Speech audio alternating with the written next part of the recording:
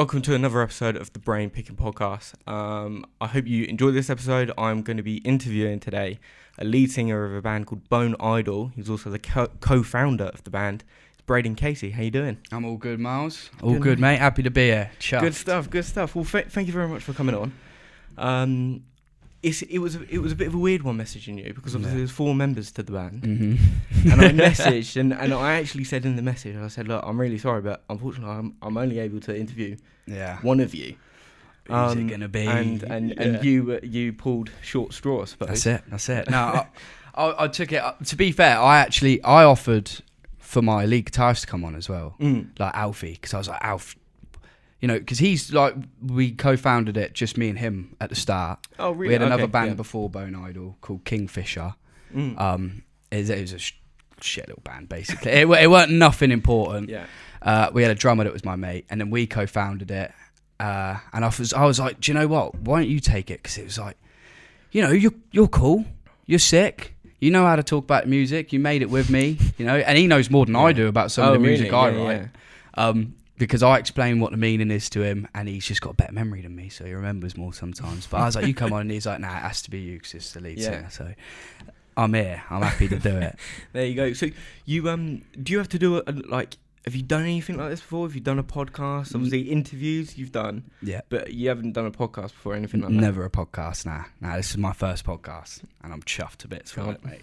Love that. Yeah, I'm happy to be here with you, definitely. And what's interviewing like then? So when you're, who are you getting interviewed by? I've been interviewed by a few different people. I've been interviewed by somebody who's got a magazine. I've got interviewed by a radio station called Radio Wigwam, and I've been interviewed by a few other people as well, but I can't remember them off the cuff because it's very quick. Yeah. Are they kind of before performances, after performances, or are they kind of like a come in, we want to interview you? It's more so like we've done a few gigs with Radio Wigwam, and then they've interviewed us either before or after. They did it before the one that we did in Brewdog Reading, so they sat down with us because they do a sort of podcast themselves. They do a sort of podcast, them boys, but they got us on just to do a little interview in it, and we did an exclusive session actually, which was like a takeover thing on their radio thing.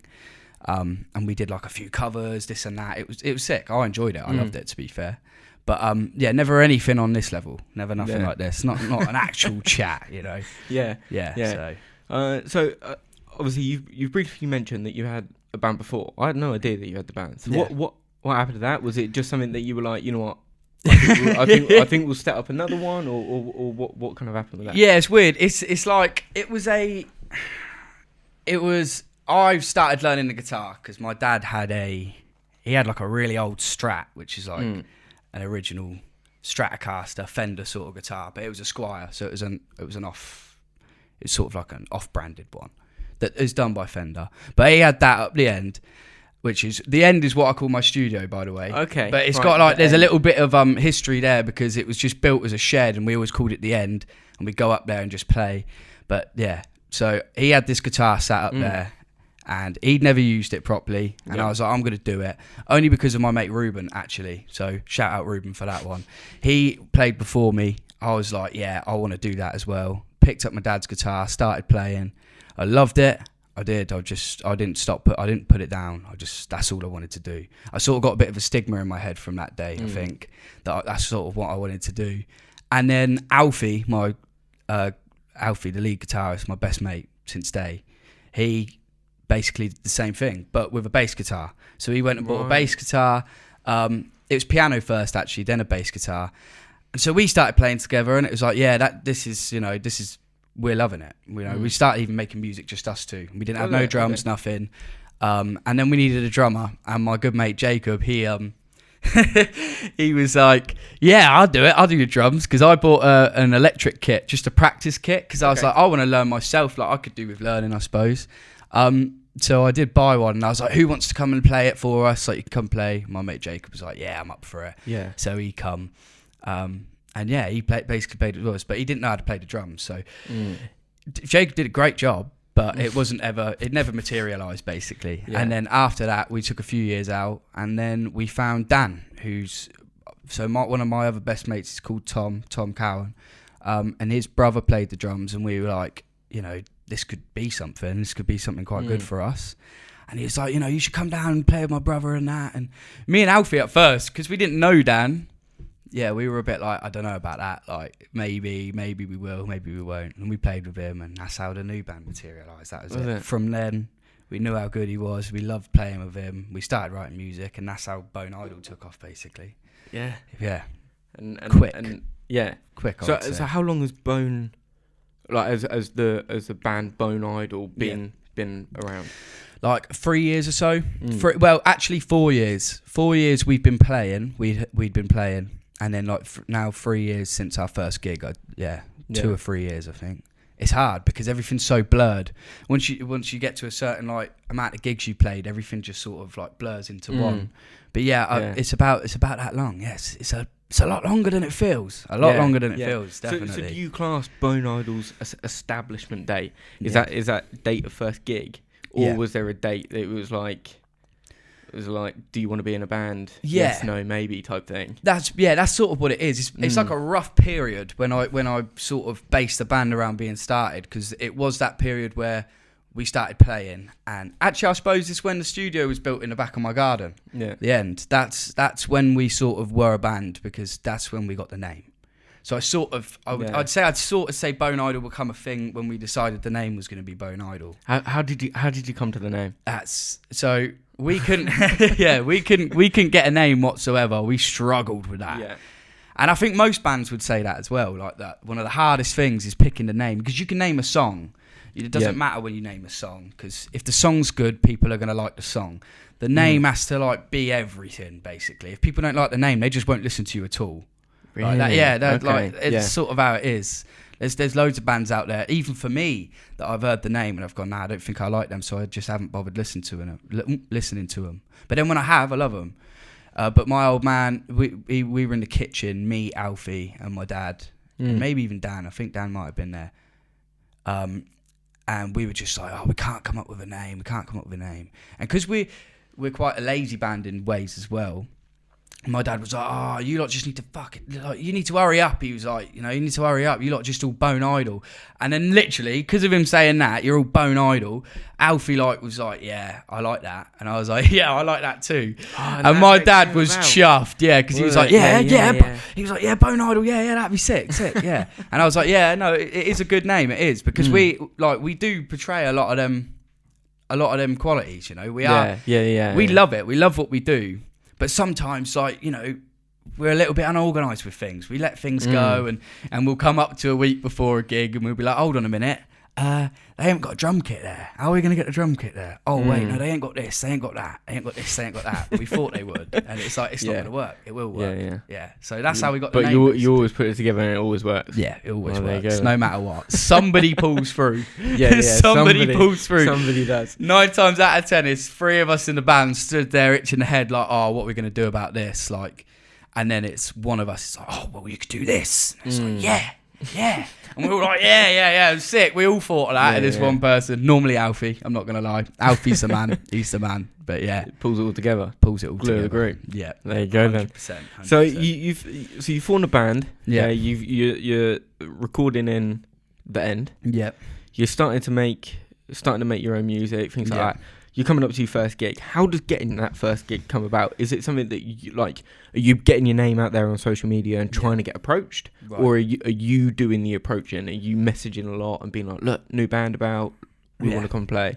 Well, yeah. So when we first become a band and getting this first gig, the first gig we ever threw was a private gig. So we actually booked the Calcutta Centre in Calcutta. Yeah. And from there, we were like, right, we're going to invite everybody who knows that we're a band and wants to come.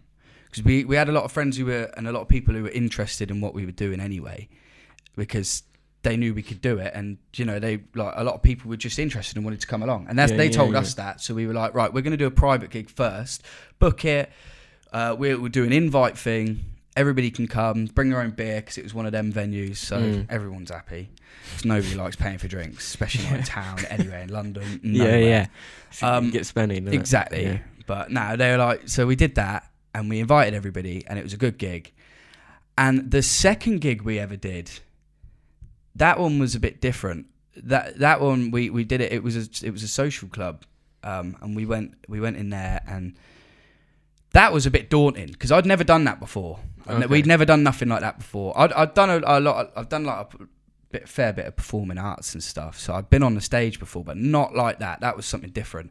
So then we come up to do that first gig, and that was like, we don't know what we're expecting. I mean, first of all the equipment, and all we know how to do is play the instruments, let alone not set it up. Okay, so we did have one yeah. practice. We booked a hall, and we got everything set up, and we tried it out, and it went well. But we've had a lot of catastrophes, I'm not going to lie, especially starting out, where you haven't been able to hear guitars, the voice is just completely cracked off, it's gone, can't hear me. But yeah, going back to your question, in terms of getting the first gig, I think once people heard of us in Reading, a few people that owned the social clubs and the pubs and stuff in Reading heard about the first crowd that we brought to the first gig, they were like, yeah, we'll get them in. Like, why not? They can come in. I definitely think people like in this day and age are more inclined to get younger bands in than older bands, only because of the audience they bring with them. So because of that, it wasn't the hardest thing to do to get the gig, but in terms of actually getting there and like being as confident with it, and basically trying not to let anyone know it's your first gig ever. That's what it sort of is, like, we've done it before. I swear we have, So it's just hard work to kind of make everyone believe that, right, okay, we've done this before. Get used to using the equipment. That's what it is. Yeah. So I mean, as a band, there's got to be some sort of kind of there's got to be some sort of chemistry on a stage. Yeah. Was the same chemistry there from going from the end? Yeah. Onto a stage, and you've got a room full of people, and you're performing. Was it flowing better? Was there parts where you're just like, right, you're going off on one ear? Yeah. Like, what are you doing? Like, back in your box, please, bud. Yeah. Like, was it like one of them, or was it something that it just came naturally? Yeah, there's a fair share. It's weird because it's sort of like, in certain ways you're more comfortable in the studio. And because of that, it definitely shows when you're playing, because you feel more comfortable to be more versatile when you're playing and just go off and do any random bits that you know will sound good, but you don't want to mess up doing in a gig, so you won't. But when you enjoy something in a gig, and when you all look at each other, or you catch somebody and you know it sounds good, and you see the crowd loving it, and then you're looking at your mate and like, that's the sort of thing you don't get in a studio, because when you're writing music in the studio and you come up with something like exciting, something new, that's I'd say that's like a mirrored feeling to being on the stage. But when you do something right on the stage and the audience are reacting to what you've done right, that's when it's like, yeah, this is better than being in the studio. Yeah. I would definitely say 100% nowadays. I love being in the studio. It's fun writing the music. Rehearsing's a different kettle of fish. Nobody likes rehearsing. But being on that stage is definitely a more exciting feeling, 100%. I can imagine. Yeah. I imagine there's a buzz that you get off it that you don't get while performing that song kind of in a studio or just kind of to yourself and things like that. 100%. Has there been a song that you've been writing that you're just like, right, okay, this is a good song. Yeah. It's not my best work, but it's a good song. But it absolutely pops when you're on a stage and things like that, and you're just like, hold on, this just captivates more than that song, which I thought would do really well, and maybe that one doesn't do. Have you found that? Yeah, has that come about? Definitely. So we did our first EP, which actually was meant to be an album. So we've wrote an album before, but we never released it. Okay. Only because, pardon me, we weren't sure whether we knew we weren't ready, basically. We recorded the album, we thought we were going to release it, but then we thought if we release it and it doesn't get the attention that we want it to, it's a flop.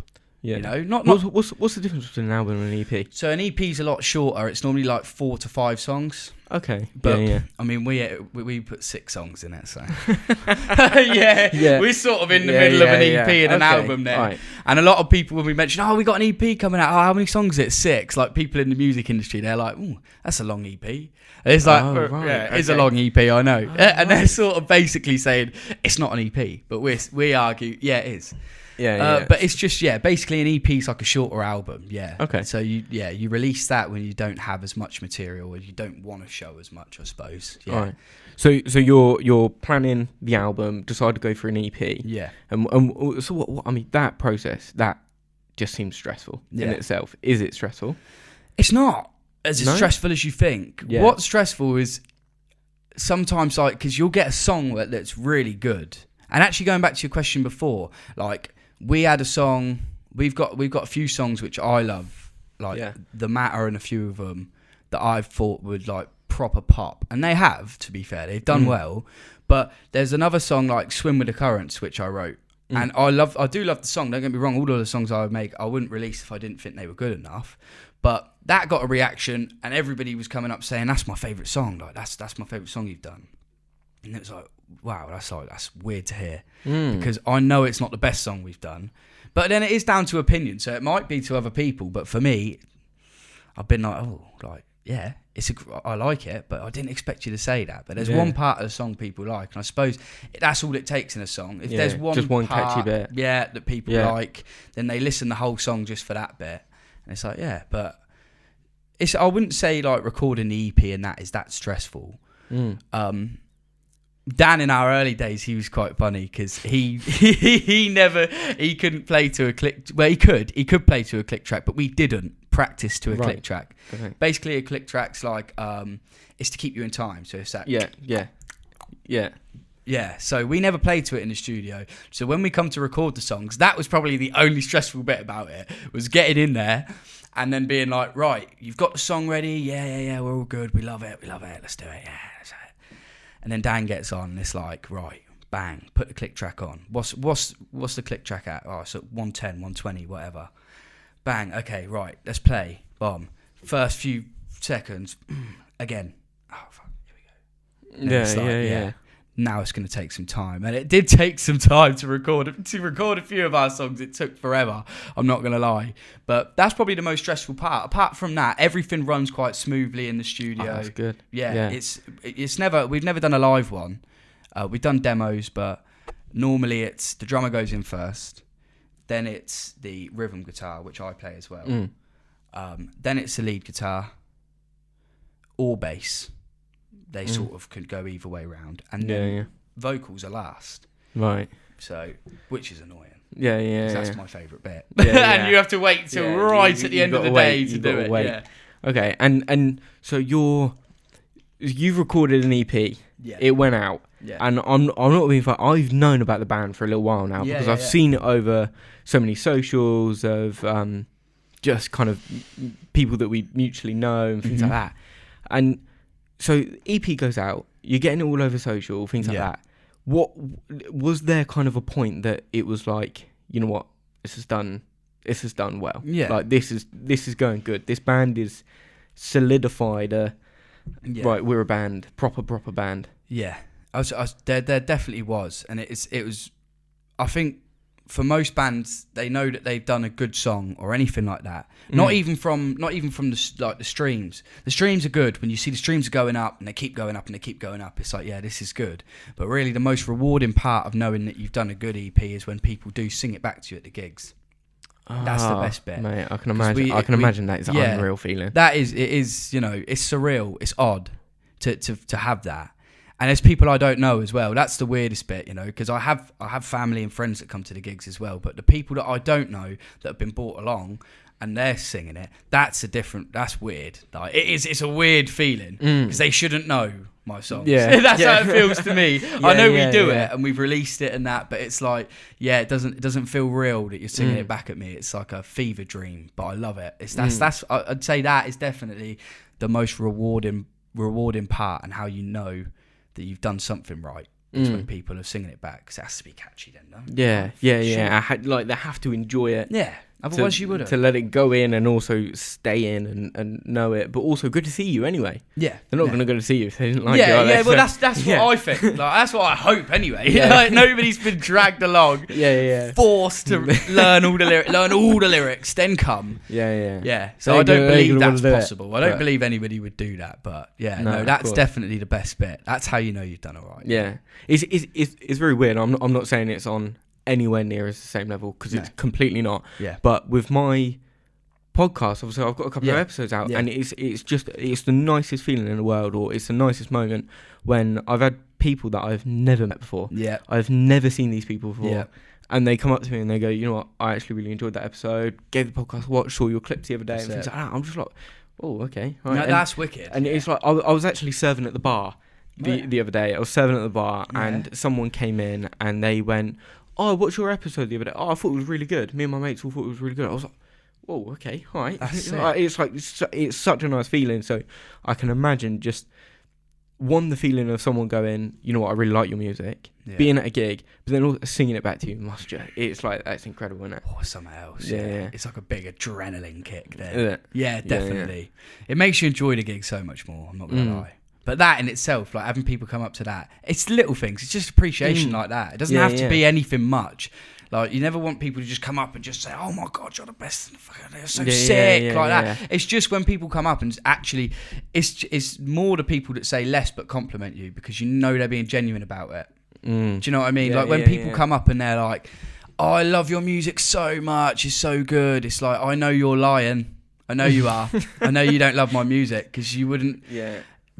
Sometimes they do, but a lot of the time, people like that are just saying it for the sake of just trying to get along with you. So they're trying to say, like, you know, like, I really like your music. And do you think it's different when they potentially give you a specific song where they go, really love your music, this song really slaps? I would definitely say that. Yeah. But then we've had people before that have really complimented our music and said how well we're doing, but then they don't show up to the gigs. They don't actually know any of the words or anything, which I get. Like, I don't expect anyone to know any of the words, but it's one thing coming over and complimenting and saying how good you are, and then not supporting your socials or nothing at all. Yeah. And then later on, when you put a big post out that's obviously shown that you're doing well, then they like it and they're sharing it. And it's like, that's different. You know, that's different. But no, I understand that. No, fair enough. And I kind of want to touch on you writing music. Yeah. Because to me, that would seem impossible. Like, like for me to sit down and write a song, I'm like, not a chance. Yeah.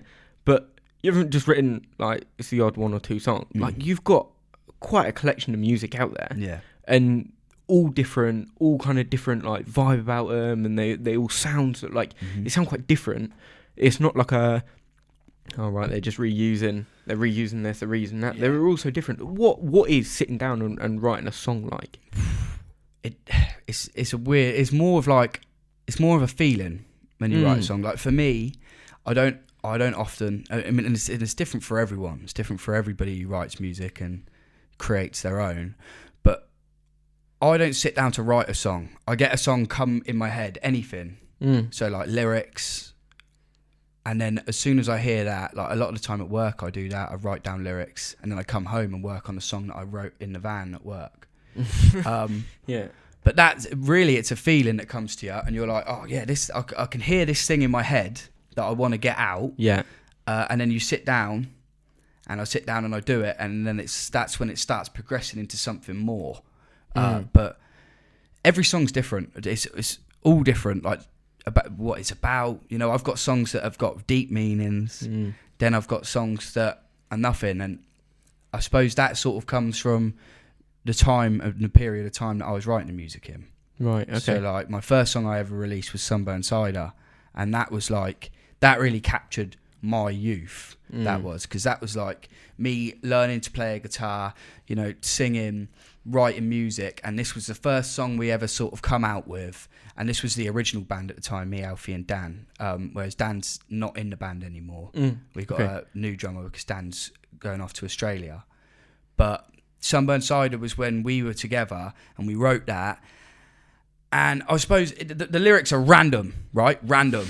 Like drinking cider out an orange can shit, that like nothing's actually, you know, nothing makes sense, but that's why it mattered so much to me, because what I was writing at the time was coming off, and you know, it was randomness, and it just basically embodied the excitement of how excited I was to even write.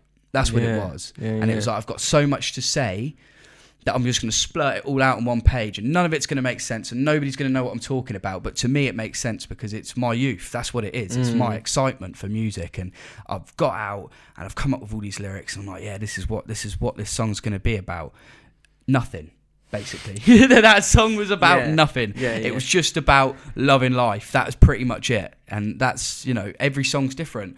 And whereas I've just wrote a new song that will be coming out in the next months, in the next year or so, and that's about sort of loneliness in women, in older women and stuff. So I touch base on different subjects, but like I say, with the times back when I was younger, when I was writing them at 16, that was really when I was just writing it about doing whatever you want to do.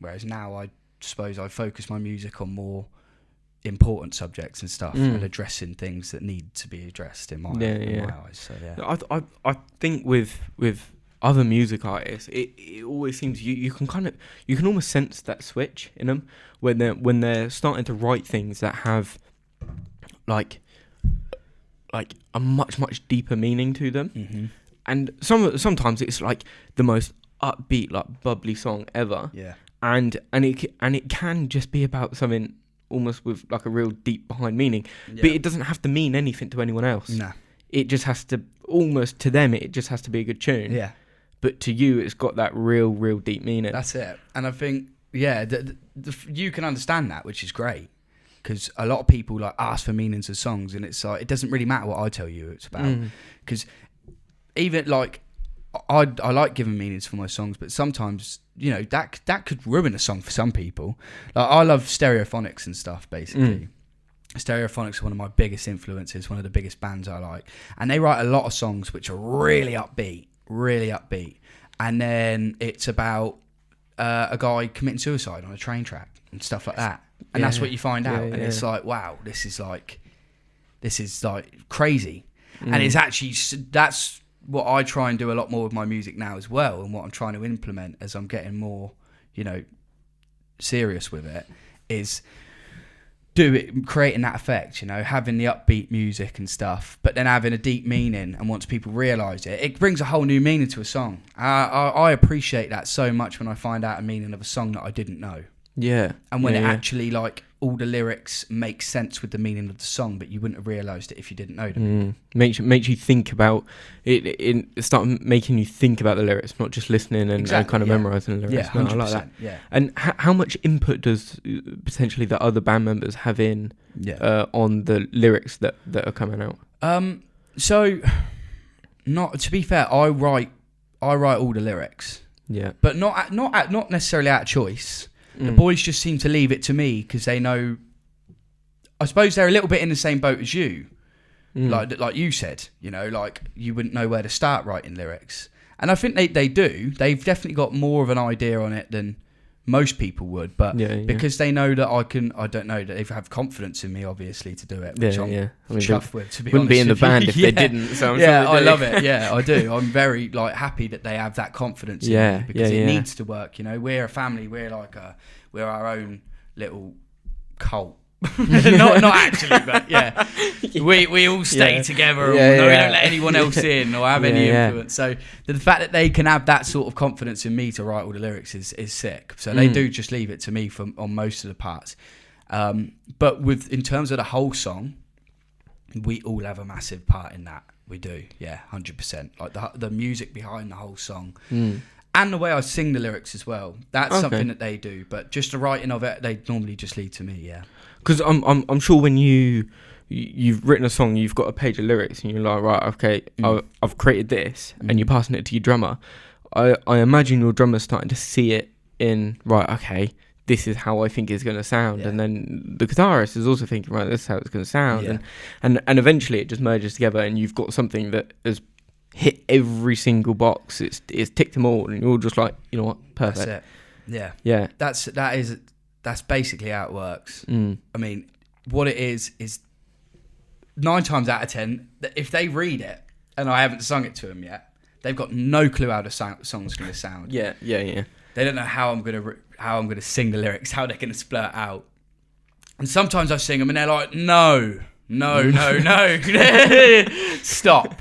It's horrible. Yeah. Like, not horrible, but that is not the vibe that them lyrics are needing to give off now. Yeah. So, and then that's when they'll say, like, Alfie especially is like, no, sing it like this. But it's funny because Alfie can't really sing. So I love it when he tries to tell. He's like, yeah, no, you got to sing it like this. I'm like, yeah, I'll sing it just like that then. That's fine, yeah. And then we'll see. But no, they definitely like help me out with that. Because sometimes I've got an idea in my head of how I want them lyrics to sound when I sing them. And then that's just purely my judgment on it, and that's my biased feeling of how they should be sung. And it takes for me to listen and go, that's a good idea. And then I do it, and it's like, yeah, that works.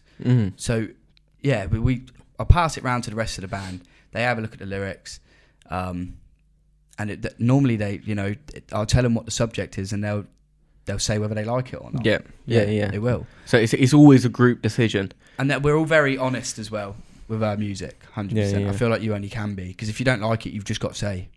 Yeah. Because your heart's not going to be in it when you're performing it and things like that, is it? When it comes out, even like down to your subconscious, you're going to be promoting it, but you got to promote something you love, otherwise you're not going to sell it ever. Yeah. So it's like, if you're making music that you don't actually know whether you like as much as what you could make, then don't bother making it at all. Just say. So that's why we're really obvious with it. We're like, do you like it? And like, especially me and Alfie, I'm looking at him like, do you like it? Yes or no? Just tell me, because I need to know. And he'll tell me, and I know he'll be honest. Same with Ollie, same with Jake. All of us are exactly the same. We're just honest with it, because that's how it has to be. It's a group effort. It's all our music. So yeah. Oh no, that's good. And I mean, so you're getting songs out, and there comes a point that, I mean, you put out in your story just the other day all the gigs that are coming up. You're busy. You're busy with gigs. And when did that start? Because obviously, you said at the start you're trying to get these gigs in. You're booking them. Some places are like, right, okay, they can bring a crowd. Come on in. Was there a point that it kind of flipped, and you were like, right, okay, we're almost having to be like, is this too much? Yeah. Or are you getting to a point where you're just like, you know what, this is still manageable. This is still going well. No, it's definitely manageable, 100%. I mean, we're trying to get to a level where we want to be performing every weekend. Or every other weekend, And that was really the massive aim for a while, was to get to that point. But now I think opposite. Like, not so much opposite. I still want to do as many gigs as you can, but like, I feel like once you start getting bigger, and we're only at the start of our journey still, but the more big we get, you sort of actually in a way want to reduce the amount of gigs you do, because then more people come to the gigs. Yeah. Because there's less of them, and then it's busy, and everybody appreciates it, and everybody loves it. So yeah, I'd say that's the sort of direction we want to get to eventually. But at the moment, it's just gig. Because that's all you can do. And that's all we were ever told to do by other people that have done it as well. We've got loads of bands that we spoke to and we've worked with, and they all say exactly the same thing, just keep gigging. Because it's the only way, like, even with the release of music and everything, there's a lot of TikTok sensations and people like that just release one song and it goes massive, and then that's it. But it's unrealistic. It doesn't happen for a lot of people. There's loads of bands out there doing, trying to do what we're doing. And they all know, it's unrealistic. It's not. So, just keep gigging. So that's what we're doing at the minute. And that's why we're so busy. Yeah. We're definitely a lot busier than we used to be. We've got a lot more now. Yeah, 100%. Yeah. It just builds over time, I suppose. Yeah. But I bet it's like you've got so much that you're looking forward to. Yeah. Like in a way, like, I have guests that I look forward to recording with, and I'm like, right, I've got this coming up, and I'm like, oh, I can't wait for this, can't wait for that, and all things like that. So I suppose it's almost the same for you, in the sense that you're like, right, okay, we're doing here, we're doing there. What's the biggest performance you've done so far? Oh, fucking, let me think.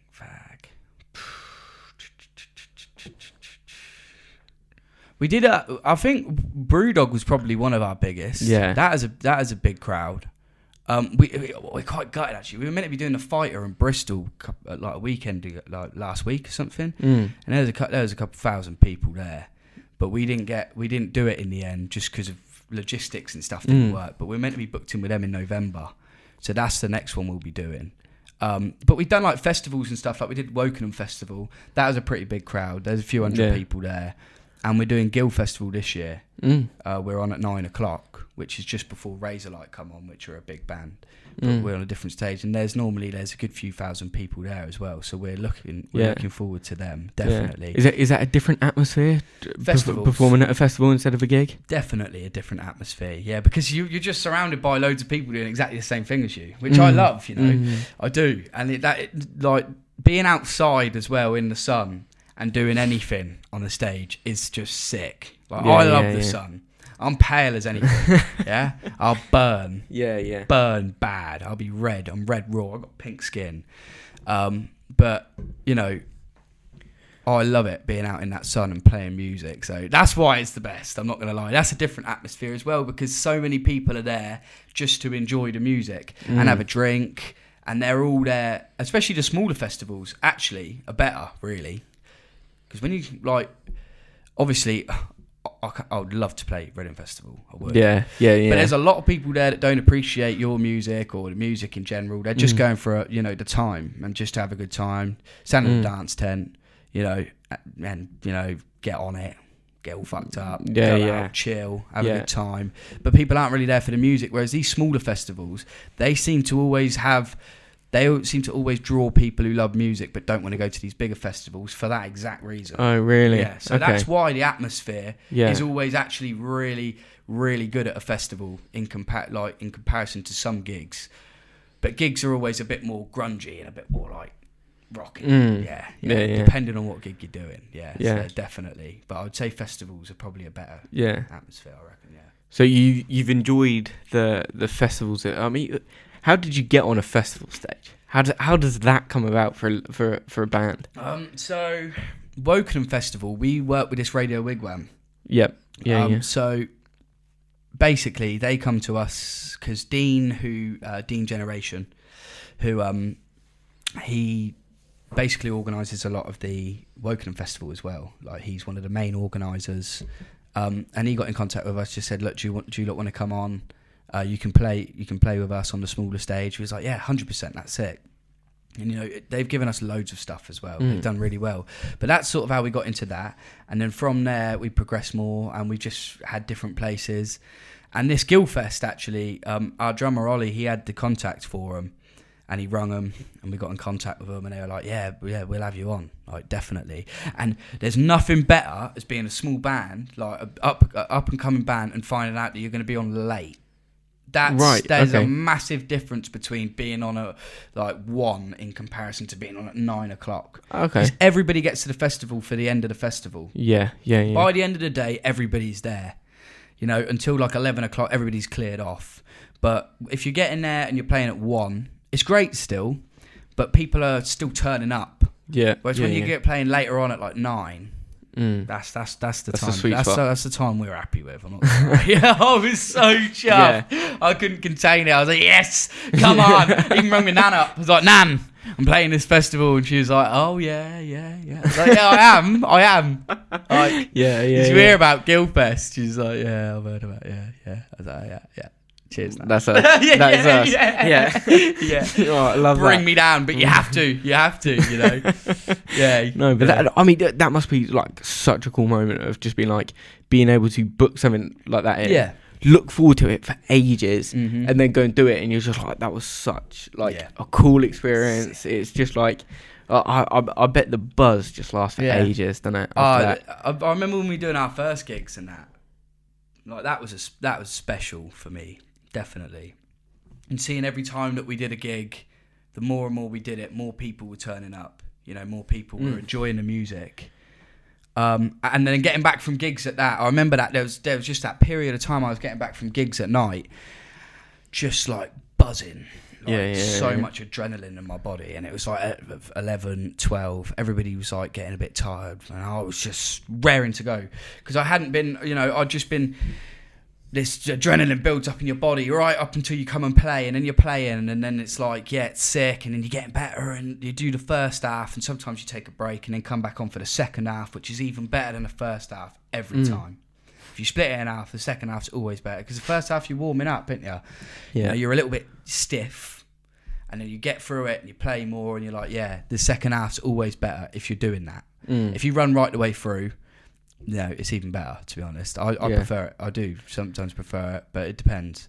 But there was a period of time getting back from gigs, it was just like the best feeling in the world. I'd just sit there and just think about it and put on more music and just listen to other people because I love it. Like, I appreciate music so much. It is just everything. There's not a moment of time that I'm not listening to music. Definitely 100%. So that is like getting back from them gigs and sitting there putting more music on, even though you've got a banging headache.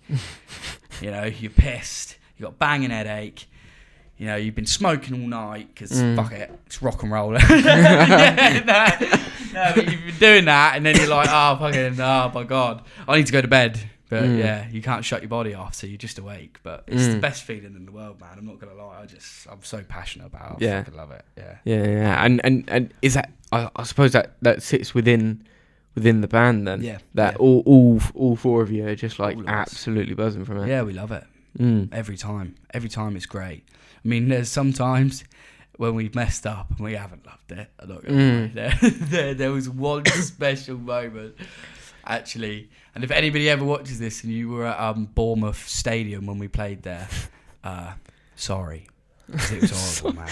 Actually, having to apologise. Like, what happened? We played out at the Vitality Stadium in Bournemouth just before the fans went in. And so we went up there. It was a sick experience, like turning up and everything. We loved it. Like playing at a stadium's just different. And hopefully we're going to get in and play at Reading Stadium, Medeski Stadium soon for Reading. That would be unbelievable. Yeah, because they've said we've been in contact with them about it. But this one especially, my dad, we set up all our own PA, and this was like the first time we've used our PA outside. Right. So we didn't know how the speakers were going to work outside, up on the stage. It was a windy night, you know. It was like, there was a lot that could have gone wrong. And there was a lot that did go wrong, I'm not going to lie. My dad helped us, and I'm outing him for this because he fucked up that day, man. He plugged in the bass where the lead guitar was meant to be plugged in. So every time we were turning the volume up on the lead guitar, it was turning the bass guitar up. And every time we were turning the bass guitar up, it was turning the lead guitar up. So we were like, we can't hear the lead guitar. And I was looking at him from the crowd because he was down there, like just checking everything's all right. And I was looking at him like, something's not right. It's like, it sounds awful. It sounds shit. And he's like, right, okay, I'm going to come up and help. And it was this really awkward stage where after a song we had to go quiet because we were sorting stuff out. And I could see people looking and I was like sweating. I was like, oh my God. This is awful. Get me off. Like, I never wanted to be off a stage so bad in my life. And it was so gutting because I was so excited for it, man. And then I got there and I was like, oh my God, something's gone wrong here. And then it weren't till the very end when we realised that the cables were switched around. We tried everything. Man. Literally, mate. Everything. Everything to make it better. And then we did it and it was like, whoa. We were all silent on the way home. I think like we were all silent. I went off on a mad one. I was ranting. I had the right my dad and my brother Alfie, but he's pretty much my brother. They didn't want to talk to me. Like they were like, just shut up because you're stressing us out now. Because I do that when I get in right ump about something. I really go on about it, and it was like, you just need to like get over it. It's fine now. It's done. But that, you know, we've had times like that with gigs. And when the mic's completely cut out, and I'm not going to lie, it completely brings your morale down. It does. Yeah. One minute you felt like you were doing really well in the band, and then one gig goes wrong, and you're like, for me, it feels like we're starting at square one again. Like everything's gone wrong. But it's not that bad. It's just about getting over it and that. But it's a big thing, like, because there's a lot of like, you know, you've got a lot of pride in your band, and when something goes wrong, and like people can notice. Because that was especially a noticeable moment. Sometimes people don't notice. Like, you get the lyrics wrong, you mess up on a guitar riff, it's all right, you're fine. Carry on, nobody will notice. But that was noticeable. And when that happens, like, you got a lot of pride for your band, so it really hurts. It really hurts. Hits you where it hurts. Yeah, right. All right, fine. We got to know that next time. Don't let my old man plug the leads in. He hasn't since. He ain't even bothered since, you know that. Never. because he was like, he kicks himself for it. But Yeah. it was a good gig nonetheless, man. We really enjoyed it. It was good fun. Yeah, 100%. So if you're saying that is like, that's like a moment where you're like, oh, get me off stage. Has there ever been a moment where you've had to leave the stage and you're just like, I just want to stay on it. I just want to stay on it. And like, what's the best thing you've seen? What's the best thing that's happened on stage? What's your best memory of being in a gig? There's some good moments, I suppose. Like, suppose it weren't good at the time, but now I look at it, it's like, it's pretty rock and roll, you know. We had some guy headbutt somebody like in front of us. Whoa. And he fell into the speaker, and it was like mental, yeah. But it was like, you know, it's pretty. Yeah. When you're on stage playing like that, and then you look, and it's like, oh shit. Like, that's fucking, yeah. Do I say something? Do I ignore it? Well, what do? Just carry on. Bang. Yeah. But no, we've had some great times on the stage, definitely. Brewdog was one of them gigs. We played a gig with Who Ate All the Crayons. And we really liked, you know, them boys are great. So if you listen to this, go and listen to Who Ate All the Crayons, because they're sick, 100%. But we played a gig with them at the Brewdog. Yeah. And it was busy. Like really busy, and we were supporting them, and then they come on after, and they put on a sick show.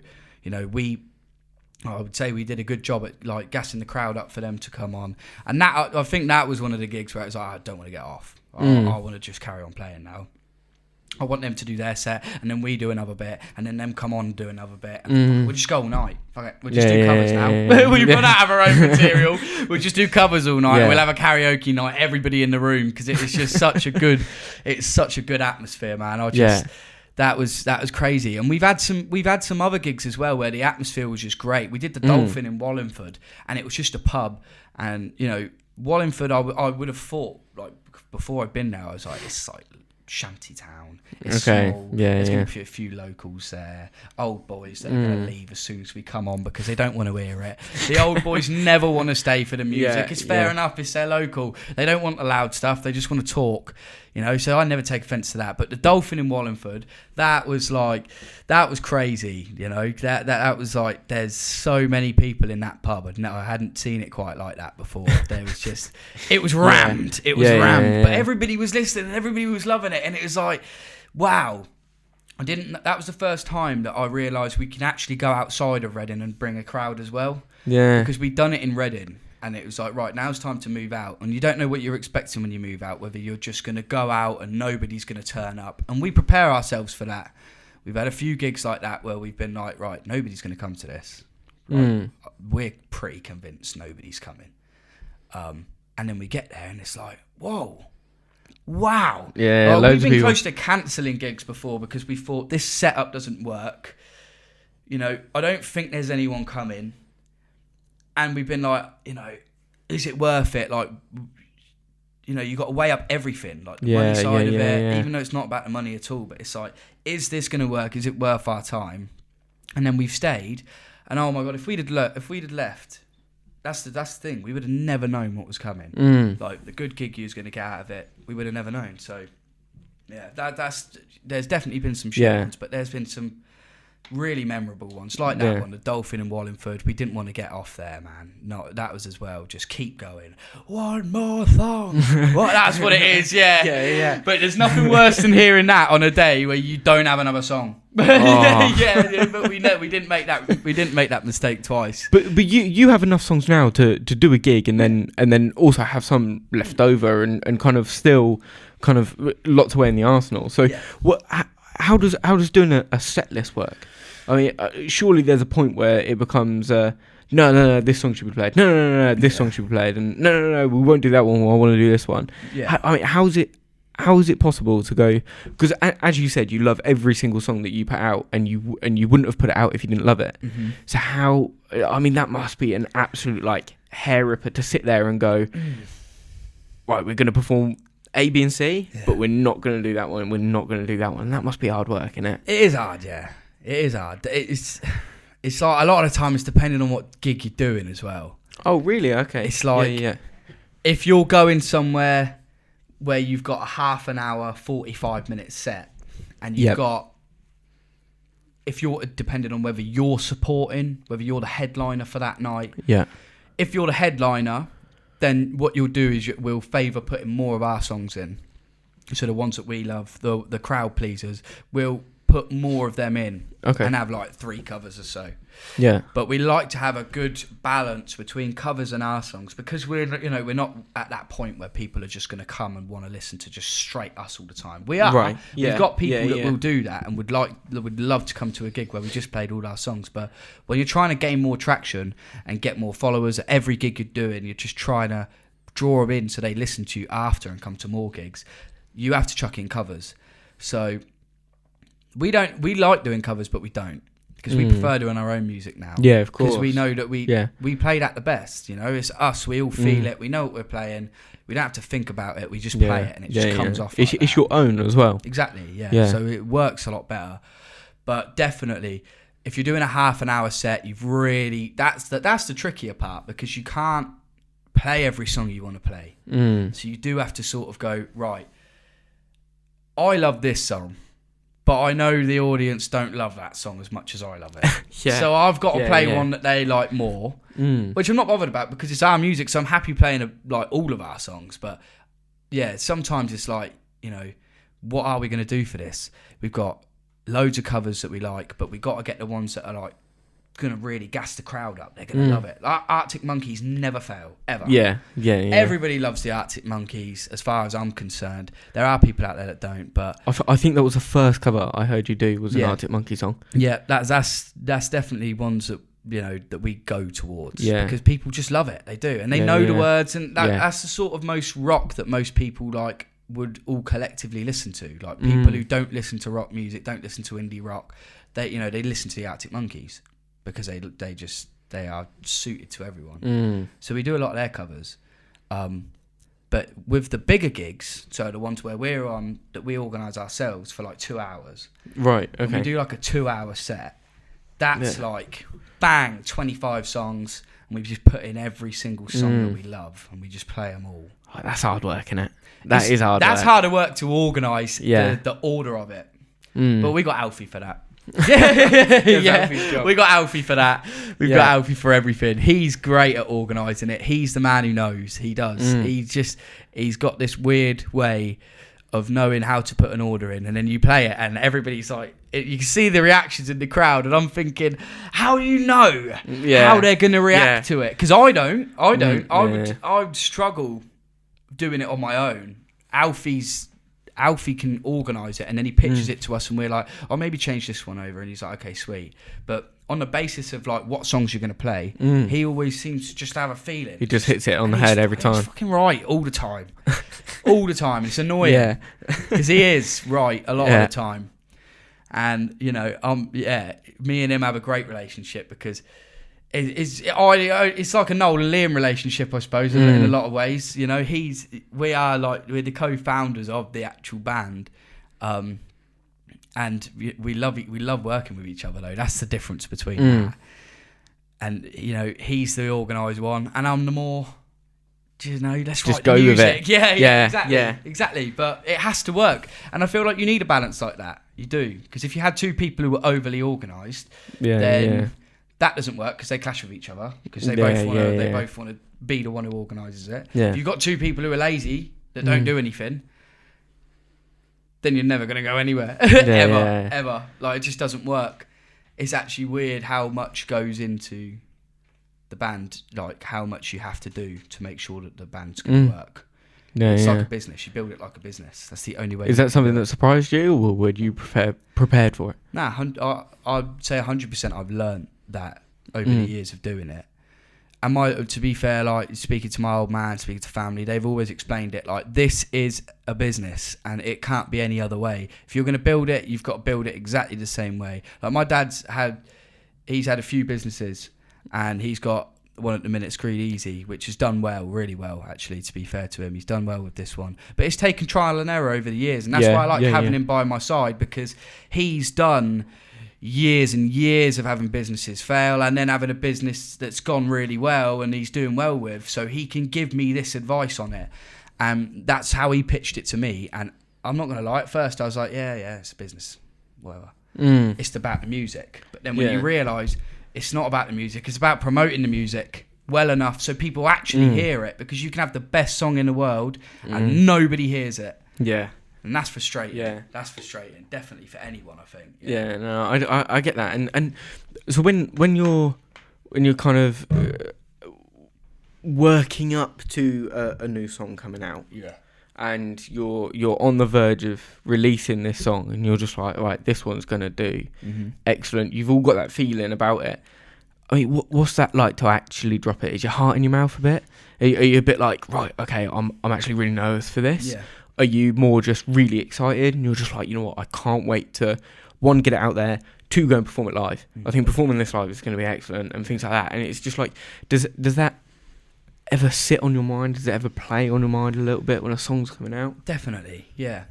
Leading up to it, like the week leading up to it's a daunting week. I'm not gonna lie, it is, yeah, because you want it to have the reaction that you think it deserves. Definitely, 150%. Like, that's not even a thing.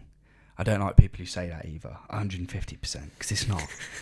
You can't go over 100%. But anyway, now 100%. I don't. You know, that week leading up to it is, it is, because you release it and you're like, yeah, this is sick, and you're doing all the promo for it as well, like the videos leading up to it. So like snippets of you playing it in the studio, recording it, releasing little videos, TikToks, anything involving the sound, and then coming up to releasing it. That's like, right, bang, I popped it on my story. Let's see who's looked at it. It's like 2 minutes later. You're just continuously looking, waiting. Oh, this person just this person likes it, like, or this, or like, I wonder whether this person's gonna like it, because I have a lot of people who like I speak to about my music, and I send them snippets and that, because they actually are really interested, and I'm like, yeah, I hope, and they're like the people that I suppose are like, they are fans. I just don't like saying it because it's weird to me, because but I've sent it to them, and it's like, yeah, like, I hope they're the people I think about the most when we release music as well. It's like, I hope they're gonna like it, and if they like it, then that should mean other people do. But like, we got Stones coming out as well. Stones is being released soon. And when that comes out, you know, that's like it's probably our best song I think we've recorded so far. It shows the maturity in the writing of the music and everything, and just the build up, the actual guitar, you know, the drums, everything. It really shows how we progress with it. 100%. So I'm excited for that to come out. When is it coming out? That's coming out. Oh, see, look, you've caught me on my ass now. Okay. That's coming out April 24th. Bang! Come on! There we go. April 24th. April 24th, yeah. Braidan actually messaged me shortly after saying that the episode is actually coming out on the 25th of April.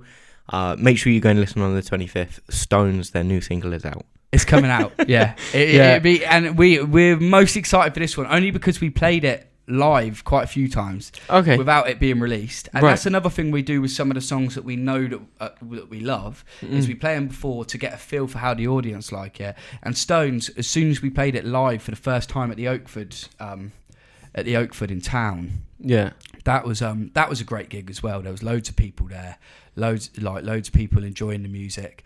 And that, you know, we played that live there, and that got a great reaction. And I saw people in the crowd singing it that knew the lyrics. I'd sent the file to one person, right? Really? One person. It was my auntie, and I saw her mates were in the crowd all singing it, and they knew the words, the lyrics, and I was like, this is strange. An unreleased song that people already know the lyrics to, and it was like, yeah, that's how I got the feel for, like, yeah, this song's actually going to be like as good as maybe we thought it was going to be, like, hopefully. So I'm excited to release that one, I'm not going to lie. So look out for Stones 100%, because that's coming out soon. And, you know, we're planning to get music videos all done for that as well, which should be the first one that we've ever done. Really? Is there a plan for it? Have you got a plan, or is it loose plan? Yeah. We've got ideas for what we want, but I don't know. Music videos are hard. Yeah. Because I don't want a music video that's really cringy, like a 2000s. Look out the window while it's raining in the car. I don't want it. I really don't want it. So it's a hard one that we're going to have to sort of, you know, think about proper. And we are. But I think what we want as well is whoever's shooting it, we're going to get shooting a video. We want a lot of influence from them, because they I want ideas from everyone. You know, Yeah, I don't want it to be our yeah. idea. Like I want them to listen to the song and we'll show it, and then, you know, what do you think? What sort of ideas have you got? You've heard that song now. What would you think that we should do? What sort of scenario would you put the main character of the music video in, maybe? Anything like that. Whether it's going to be more of a rough, like, just images edited together, but, like, moving, I don't know.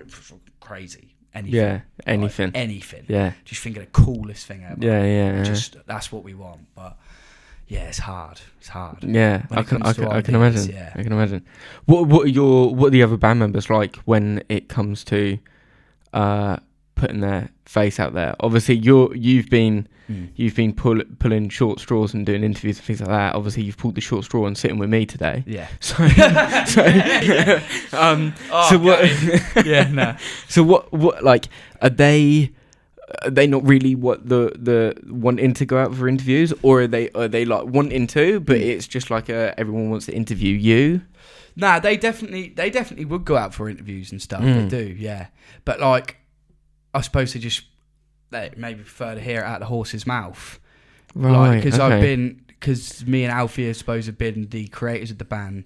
Like Jake and Ollie, they would come on and do interviews and stuff, but I suppose they weren't there when we wrote some of the first songs that we ever wrote. So they can't exactly address it as well as we could. Okay. So I suppose that's sort of one of the things where it's like, you lot take this one. But in the future, 100% they'll be doing it. 100%. Because they have to. Yeah. Because I want them to. Everybody's going to do it. Yeah. But like Alfie, all of them would feel comfortable doing it. But I suppose, but for this one, I think there's like, you know, because I've wrote all the songs, I know what a lot of them mean. Like, I know what I was thinking when I was writing them songs. It's like, so for me to come on and explain it exactly out of my mind how I wrote it, that's for them what they want Burning Idol to be portrayed by, in the same sort of way. They want it, you know, raw, proper. Yeah, so, I love that. Yeah, that's what they get me on. So do you think all four of you are going to be in the music video? Oh yeah. So, maybe actually, I don't know. Yeah. I don't know whether we'd all be in it or not. It's another thing. That's a hard thing. Like, are you gonna get? Are you gonna get someone like? There's a possibility of getting someone else. Yeah. 100%. Like, and you're not in it at all. Yeah. And that could be a possibility. Yeah. And I feel like it would be less cringy if we got somebody else in to do it. Like, it's not cringy at all. Like, it's not. But it's hard getting past that thing because it's like, oh, music videos. Like my girlfriend loves music videos. Like the whole family love music videos. So it's a massive thing for them. And for me, I've never really thought of music videos like that. I listen to the music, but I don't watch them ever. No, of course, yeah. You know, so coming to do one, I don't have a lot of ideas, but I've got a lot of help on ideas, which is good. Yeah. It's just about getting it in and doing it.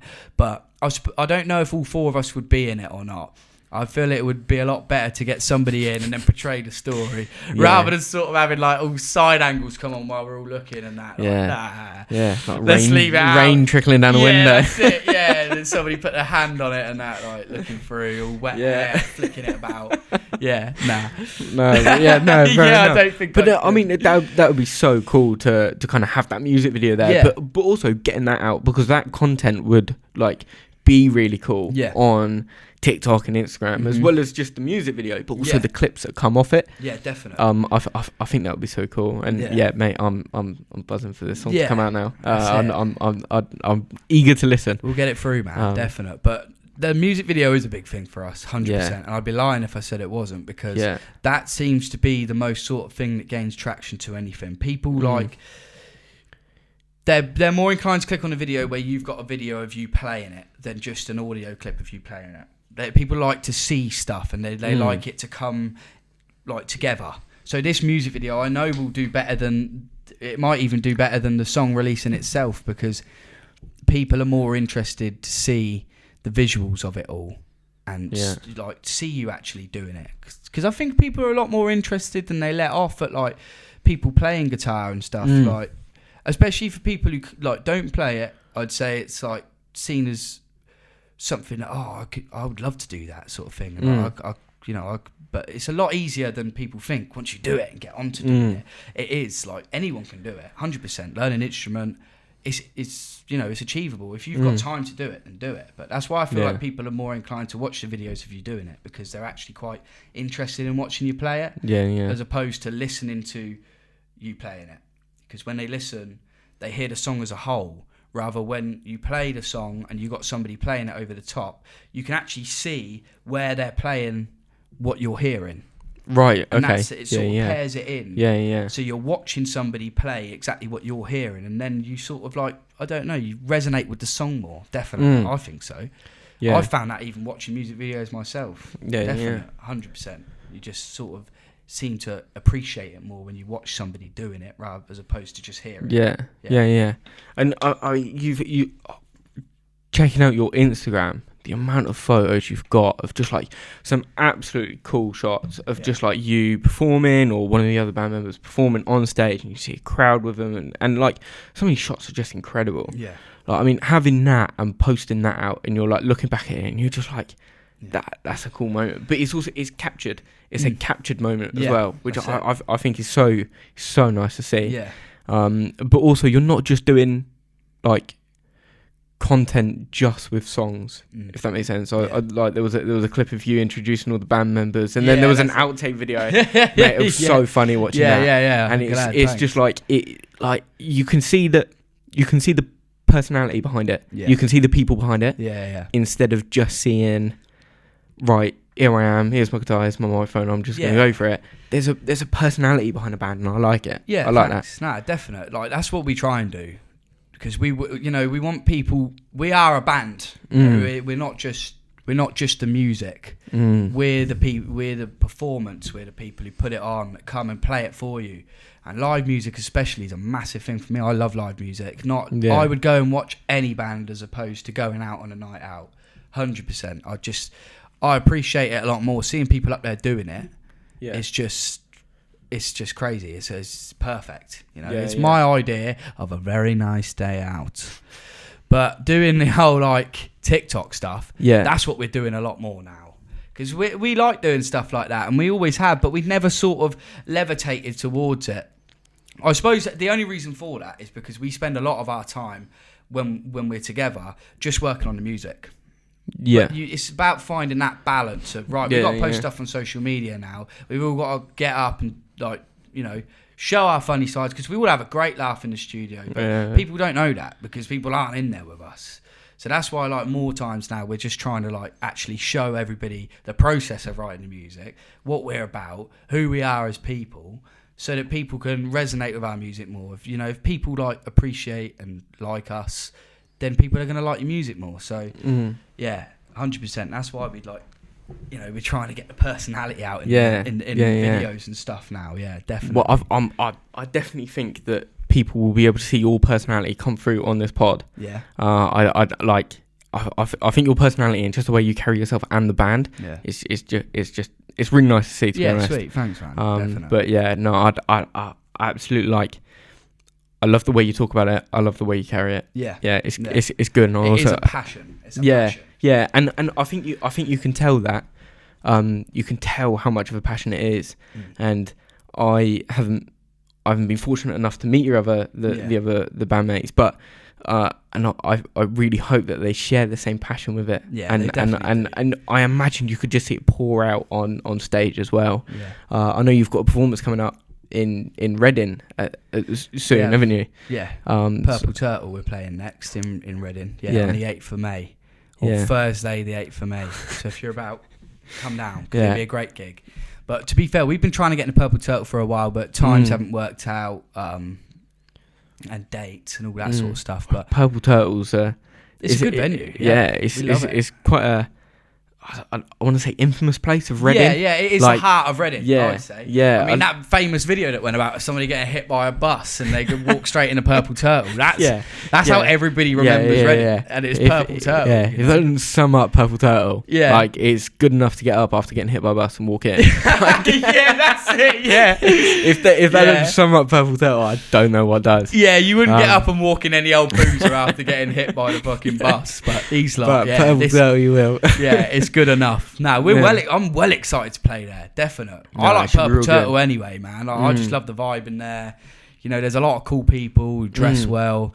So yeah, I'm excited to do that. Definitely, that's one of the next ones we got coming up. We've also got the Water Act coming up in London. Yep. And that's on the 4th of May. Okay. No, the 5th of May. Sorry, 5th of May. But that one is it's Oasis's first venue that they ever played in London. Bob Dylan played there in 82 or 84, I think, something like that. And then they've had the Pogues play there a few. So it's quite an infamous venue, this one that we're playing next. And we're playing it for This Feeling as well, who organise a lot of up-and-coming bands. Okay. Like the K's. There's a good few bands on their roster that they've got coming up. So I'm excited to be a part, hopefully, like stun them and be a part of this thing that they've got going. But that's a big gig that I'm excited for as well. Purple Turtle I'm well excited for. We got Guildfest as well. We're doing Wokingham Festival again this year. So we got a lot lined up, man. Yeah. Purple Turtle is just going to be incredible. I'm really hoping to make it to that one. Yeah. Really hoping to make 100%, it. 100%, man. 100%. It's on a Thursday. Yeah, it's a bit rough. It's rough. But it's rough. People will make it. People will make it. People will make it. If it's on a Tuesday. Yeah. Yeah. They do it on Mondays as well. We nearly got in on a Monday one. Ooh. Yeah, no. Would have done it. Would have done it. Yeah, we would have had people come. obviously. It would have been a great night still, but... Yeah, Monday. I don't know if I'd drag my ass out on a Monday. I don't think I would. Yeah. I might do. Yeah. Actually, now I say it, I probably would, because it's like, I've had the weekend. Monday's been a bit shit. Fuck, I'm going to go you got something to look forward to at the end of the Monday. Yeah, but nah, Thursday's all right. And we're hoping to get a good few people down for that, definitely, because it is a good gig, and we're supporting a good few bands. I mean, you know, it's going to be a great night all round. It will be a great night. So if you're about, come down to Purple Turtle. If you're not from Reading as well, just come down to Purple Turtle so you can have a look, because it's a great place. It is. It's a phenomenal place. It's got a lot of heart. It does. Yeah, you know what? It's this. There's a couple of things that I want to say just before we wrap up this part. Yeah. One of them is that recording with you has been it's been a pleasure today. Thank you. But messaging you were the first person I've asked to come on the podcast that knew about the podcast before I messaged them. Yeah, there we go. Look. So it's like So it's like for me was like a moment of you of someone singing your song. Yeah. That for me was like, oh my, that's just incredible. I almost don't have to pitch it. You've already seen it. I've seen it. Yeah, I knew what it is about before you. And it's like that was just an incredible feeling. But also when going on to your Instagram and I'm messaging you and things like that, I think on social media you just kind of like you don't even think about it. But I had a look at the people also following. Yeah. And there were a few people that like also followed by. Yeah. And I spoke to them about it, and I was like, oh. You know the band Bone Idol? Yeah, I'm getting them on the pod. And there's been a little bit of a buzz about you coming on today. Yeah, I'm chuffing. So I'm actually really looking forward to getting your stuff out there. Yeah. But also I'm so looking forward to putting your music over your own videos and things like that. Come on. Like, I mean that's a flex. That's calm. That's calm. Yeah. So I really love that. Yeah.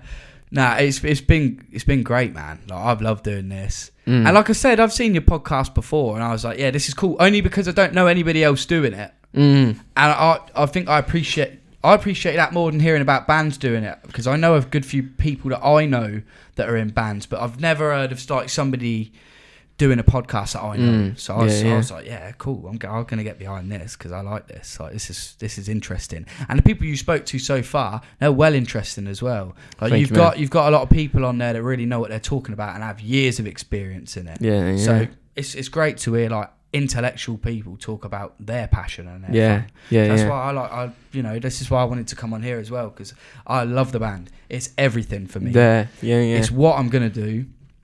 And it's the only plan I have. You know, I work for my dad as well. I work for his company, but that's on the side. This is the main graph. This is what we're going to do it. Definitely. Yeah. This is the plan.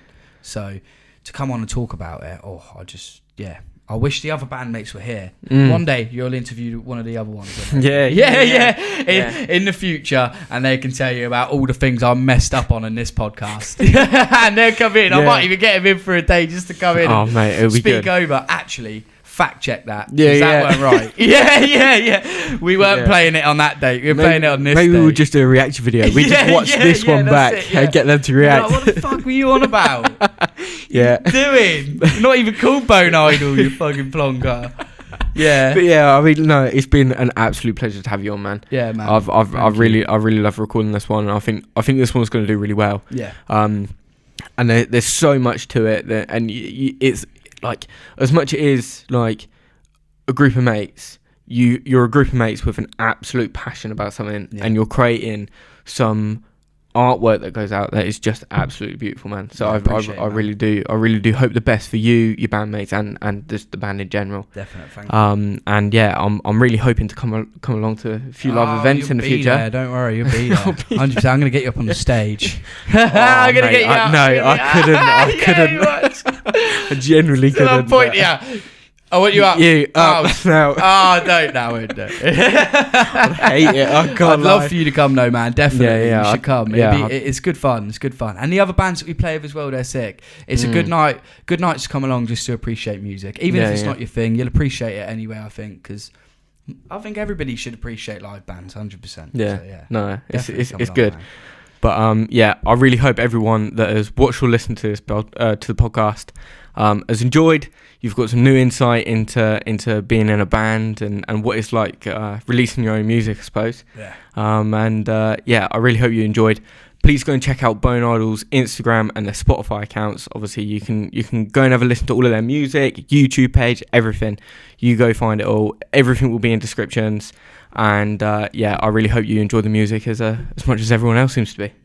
Yeah. Thank you very much for watching. Thank you for having me, mate. Cheers.